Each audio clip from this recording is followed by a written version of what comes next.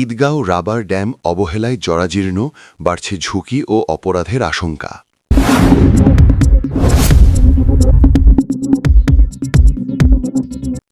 কক্সবাজারের ঈদগাঁওয়ে অবস্থিত গুরুত্বপূর্ণ সেচ অবকাঠামো রাবার ড্যামটি বর্তমানে চরম অবহেলা ও ঝুঁকির মধ্যে রয়েছে। ১৯৮৬ সালে নির্মিত এই ড্যামটি একসময় সেচ কার্যক্রমের পাশাপাশি স্থানীয়দের বিনোদনের কেন্দ্র হিসেবেও পরিচিত ছিল, কিন্তু দীর্ঘদিনের অযত্নে এখন এটি ধীরে ধীরে অকার্যকর হয়ে পড়ছে। স্থানীয় সূত্রে জানা গেছে, ড্যামটির অবকাঠামো, অফিস ভবন এবং সংযোগ সেতু মারাত্মকভাবে ক্ষতিগ্রস্ত।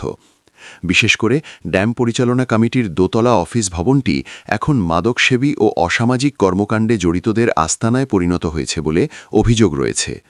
পুরো এলাকা নিরাপত্তাহীন অবস্থায় থাকলেও সেখানে কোনো সীমানা প্রাচীর বা পর্যাপ্ত নজরদারির ব্যবস্থা নেই। ড্যামের ওপর দিয়ে চলাচলের সেতুর মাঝামাঝি অংশ ভেঙে গেছে এবং দুই পাশে গাইডওয়াল না থাকায় দুর্ঘটনার ঝুঁকি বাড়ছে প্রতিনিয়ত। এছাড়া ড্যামের রাবার অংশ ও স্লুইস গেট আবর্জনায় ভরা থাকায় এর কার্যকারিতাও ব্যাহত হচ্ছে।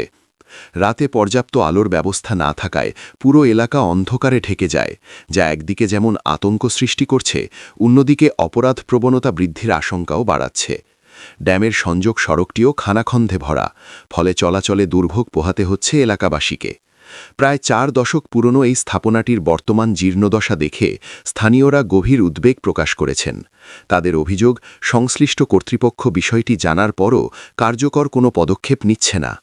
এ বিষয়ে রাবার ড্যাম পানি ব্যবস্থাপনা কমিটির সভাপতি শাহনেওয়াজ মিন্টু এবং সাধারণ সম্পাদক আয়াসুল হক ছুট্ট জানিয়েছেন, দ্রুত সময়ের মধ্যেই ড্যামটির সংস্কার কাজ শুরু করার উদ্যোগ নেওয়া হবে।